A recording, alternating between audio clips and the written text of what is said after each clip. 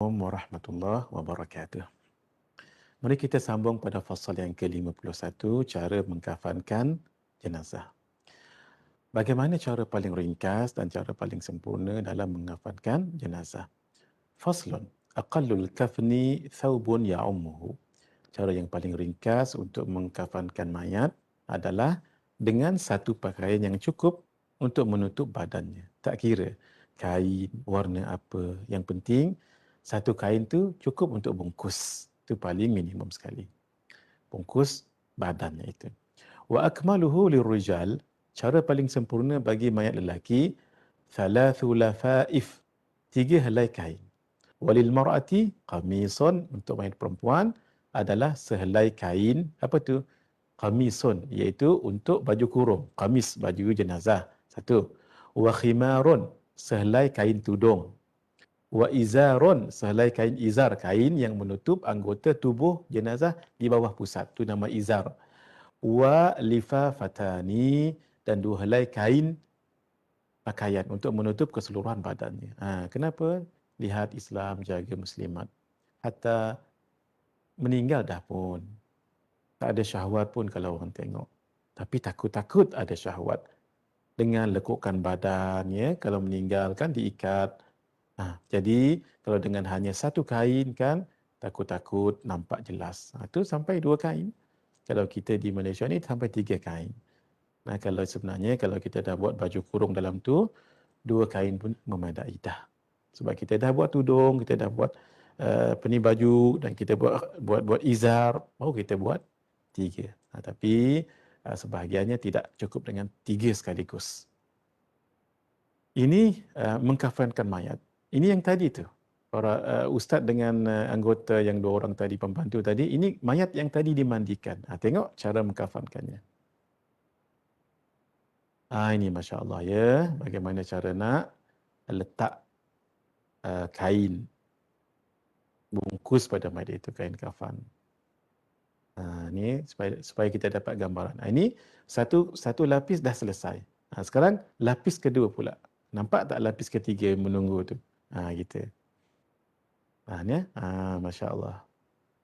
Allahu Akbar. Nampak sangat-sangat, ya. Setelah lapisan yang pertama selesai, ni lapisan yang kedua ni, nanti ada satu lagi lapisan menunggu di bawahnya tu. Ini lapisan yang kedua. Ini mayat lelaki, ya. Selesai untuk lapisan yang ketiga. Diselesaikan. Kain tali untuk mengikat bahagian-bahagian mayat itu, bahagian badan mayat.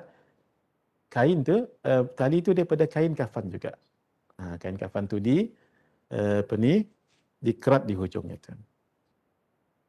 Baru ni pengalaman Al-Faqir juga bersama dengan seorang yang biasa menguruskan jenazah, ya. Ketika kami sampai di rumah tu, mayat tu sudah terbujur kaku, ya, di katil. Masya Allah, meninggal dalam keadaan tidur. Jadi sahabat kami tadi minta kain banyak ni. Kemudian dia buat sesuatu yang sangat berharga bagi saya dalam ilmu menguruskan jenazah. Ya, kain pesani kemudian dipotong, dilipat kemudian dipotong supaya kain itu dia menjadi bentuk sebegini. Kain itu tadi begini, ya. Dia akan jadi bentuk sebegini. Rupanya ini digunakan untuk letak dagu, untuk diikat ke atasnya supaya mulut mayat itu tidak terbuka. Masya Allah. Ini tak disebut dalam kitab, tapi ini pengalaman. Itu, ya. Cara potong kain tu pun sangat unik saya tengok. Ini orang pengalaman, Masya Allah, ya. Berbekalkan gunting saja. Kain tu dipotong dan dilipat, dipotongkan sedikit, maka bentuk kain tu dia panjang begini, tapi dia akan ada macam lubang di sini. Lubang tu nanti kain tu akan diletak di bawah dagu ni untuk menahan baru ni. Dia tidak kain begitu saja, takut dia terlepas. Tapi bila ada lubang sikit, dia lebih kuat lagi untuk ikat. Itu antara petua-petua, ya. Sangat baguslah kita ikut orang menguruskan jenazah supaya kita tahu dan kita insaf bila kita nanti. Beginilah kita akan dibawa oleh orang nanti. Jadi sementara kita masih hidup, bolehlah kita khidmat, bantu orang. Bila orang minta pertolongan, kita dah tahu gambaran nak buat ni, nak buat ni. Macam ni 3 orang, paling bagus 3 orang lah. Jangan ramai sangat. Diikat, ni di bahagian kepala ya. Nanti diikat bukan ikat mati. Sebab dalam kubur nanti akan dibuka tali ikatan tu untuk mukanya dilekatkan ke tanah tu. Ini proses yang akhirnya. Baik, inilah keadaan mayat itu. Mudah-mudahan Allah rahmati yang meninggal ini dan sampai saat kita nanti, kita dirahmati oleh Allah. Tuan-tuan perasan tak? Al-Fadhil Ustaz ikat tali ni di sebelah rusuk kiri. Kenapa tu? Sebab nanti mayat akan diletakkan di dalam kubur di rusuk kanan. Jadi tali yang diikat itu kan di rusuk kiri ni. Akan dibuka tali itu nanti. Kalau diletakkan di sebelah kanan, nanti payah lagi sebab kan mayat mengiring di rusuk kanan. Itu. Ini yang namanya petua. Walhal dalam kitab sebahagiannya, kebanyakannya tak sebut kat mana letak tali ni, kat mana ikat tali tu. Ikat tu jangan mati. Ikat tu ada seni je tu. Supaya kita cabut, kita buka dia kuat tapi boleh dibuka. Ada caranya. Beginilah keadaan mayat yang hampir sempurna ya. Ustaz dengan pembantu ni cuma nak kemaskan di atas kepala dengan di kaki saja. Tuan-tuan dapat tengok yang diikatnya di hujung kepala tu, kemudian dekat dengan dada, kemudian dekat dengan bawah pinggang, dekat dengan lutut. Itu ya. Ada 3 ya. Ada 3.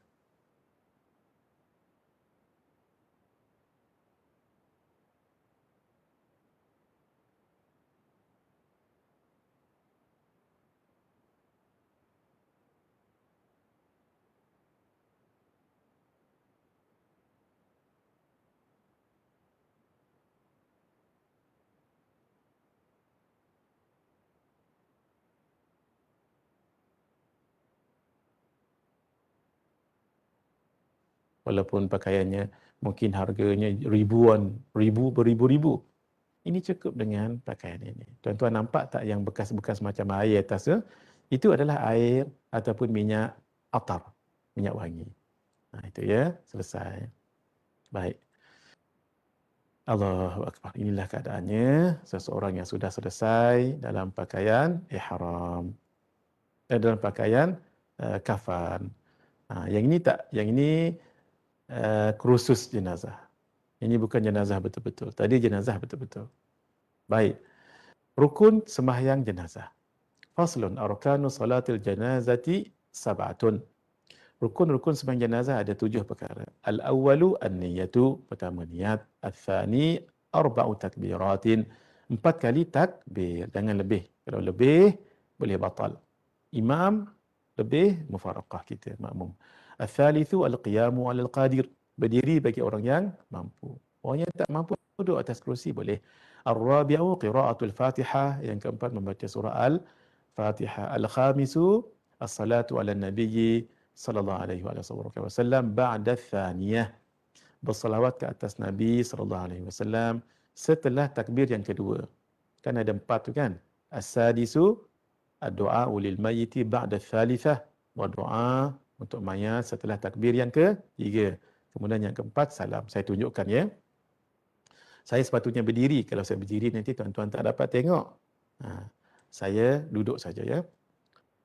Mayat di depan saya ni. Saya jadi imam. Salli ala al-mayyiti al-hadiri arba'a takbiratin imaman lillahi ta'ala. Allahu Akbar. Tak perlu baca iftitah. Terus Bismillahirrahmanirrahim. Alhamdulillahi Rabbil Alamin. Ar-Rahmanir-Rahim. Maliki Yaumiddin. Baca slow je ya. Slow ni saya kuat ni untuk supaya kita tahu. Iyyaka na'budu wa iyyaka nasta'in. Ihdinas siratal mustaqim. Siratal ladzina an'amta 'alaihim ghairil maghdubi 'alaihim waladdallin. Amin. Tak perlu baca surah. Sebab falsafahnya mayat kena segerakan ke kubur. Angkat. Turun, angkat lagi. Allahu Akbar. Salawat. Allahumma salli ala Sayyidina Muhammad wa ala ali Sayyidina Muhammad kama sallaita ala Sayyidina Ibrahim wa ala ali Sayyidina Ibrahim wa barik ala Sayyidina Muhammad wa ala ali Sayyidina Muhammad kama barakta ala Sayyidina Ibrahim wa ala ali Sayyidina Ibrahim fil alamin innaka Hamidum Majid. Di bawah angkat lagi. Allahu Akbar. Terus doa. Allahumma ghafir lahu, main lelaki ya. Allahumma ghafir lahu warhamhu wa'afihi wa'fu anhu. Cukup.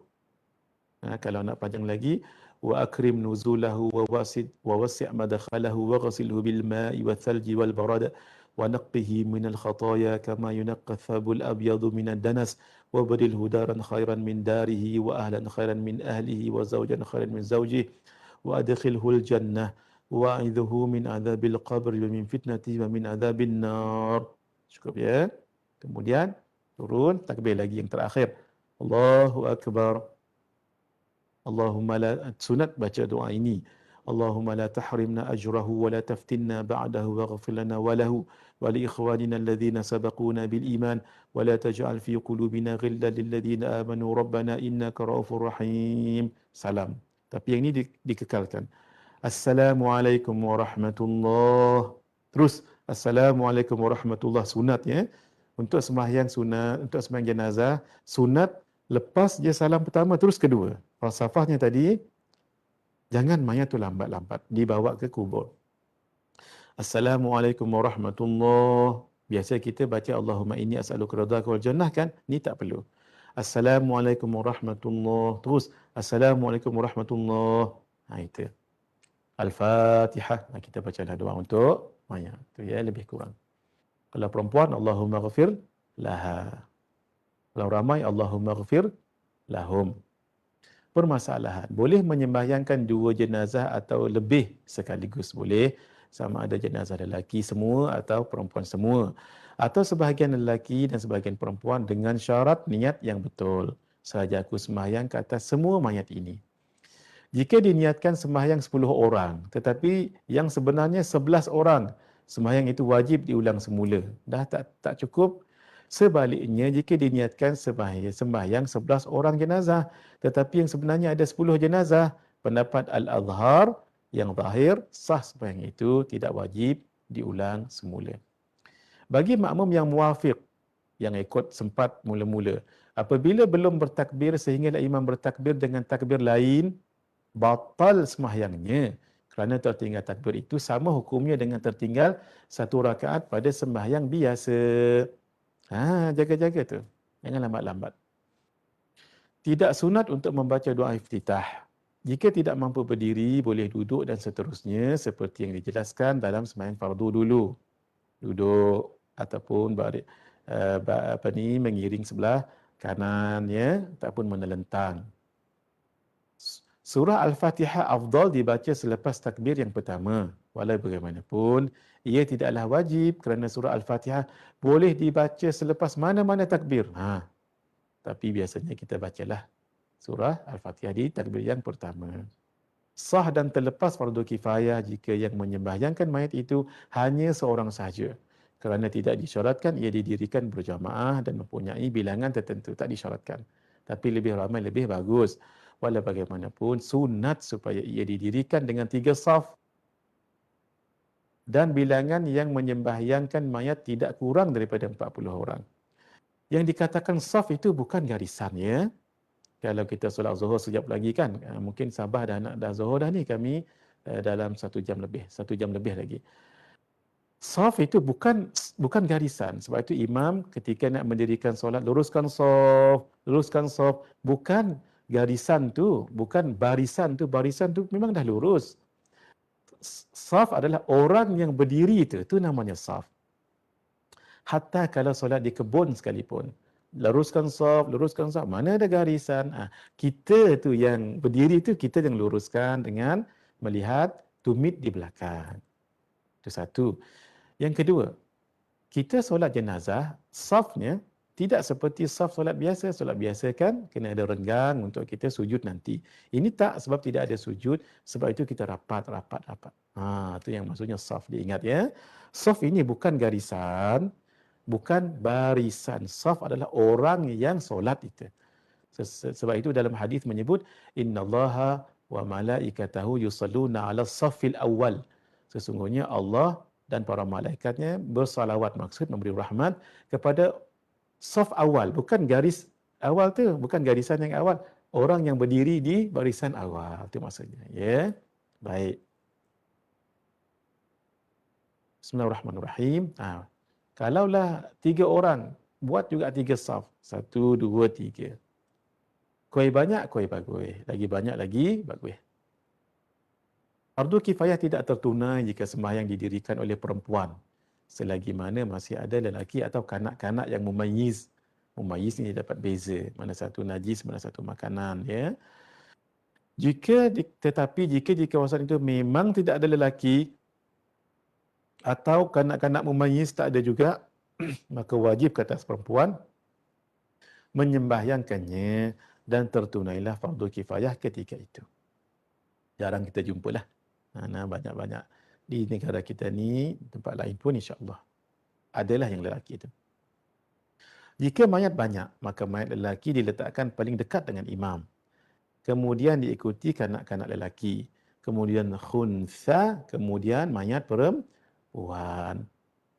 Tengok tuan-tuan, dia seperti susunan dalam solat berjemaah. Bagi makmum yang masbuk ataupun masbuk kata kita, ada beberapa keadaan. Hendaklah dia bertakbiratul ihram terus membaca surah Al-Fatihah jika imam pada ketika itu bersalawat atau berdoa kerana dia lambat. Ini namanya makmum yang masbuk. Tadi muwafiq yang sama dengan imam. Lepas imam salam, kita sambung lagi takbir yang belum tu.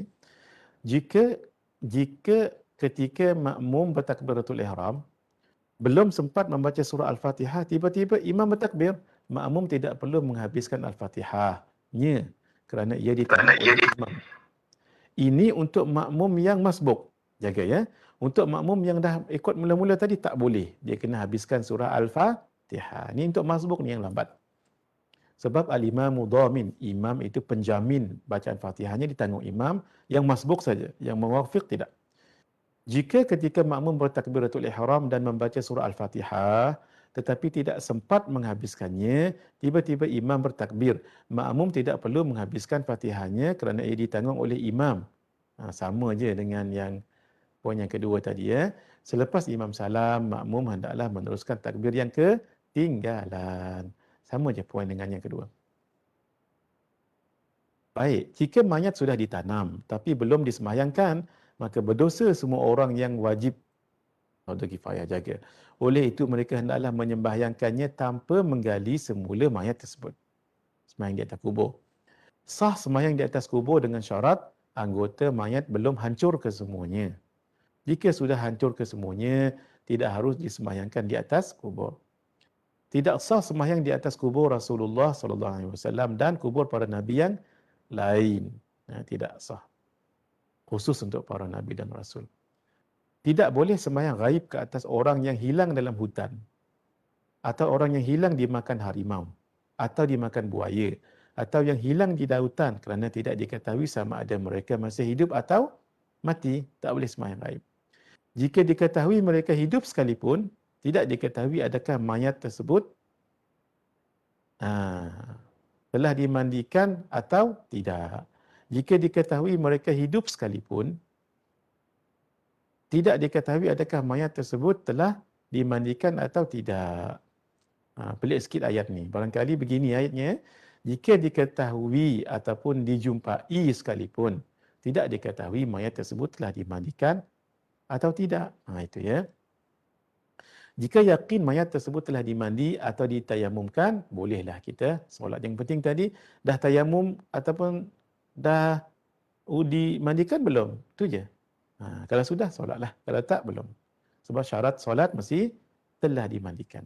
Seseorang yang meninggal dunia kerana tanah runtuh di dalam lombong, atau jatuh di dalam perigi yang dalam, atau terjatuh ke dalam gaung, atau seumpamanya, mayat itu tidak dapat dikeluarkan, mayatnya tidak harus disembahyangkan. Tak perlu sembahyang. Kerana mayat tersebut tidak dapat dimandi atau ditayamumkan. Dia kaedah dia nak sembahyang, mesti sama ada dimandi atau ditayamumkan. Sah sembahyang jenazah yang sudah diletakkan di dalam keranda mayat. Keranda mayat ada tempat yang setengah, tanah dia tanah yang cepat runtuh. Jadi dia letak dalam keranda, dengan keranda-keranda tu letak bawah tu, boleh. Ketika waktu asar sudah masuk dan waktunya masih panjang, waktu asar tu masih panjang, hendaklah mengerjakan sembahyang jenazah terlebih dahulu. Ini waktu asar. Pas saja asar.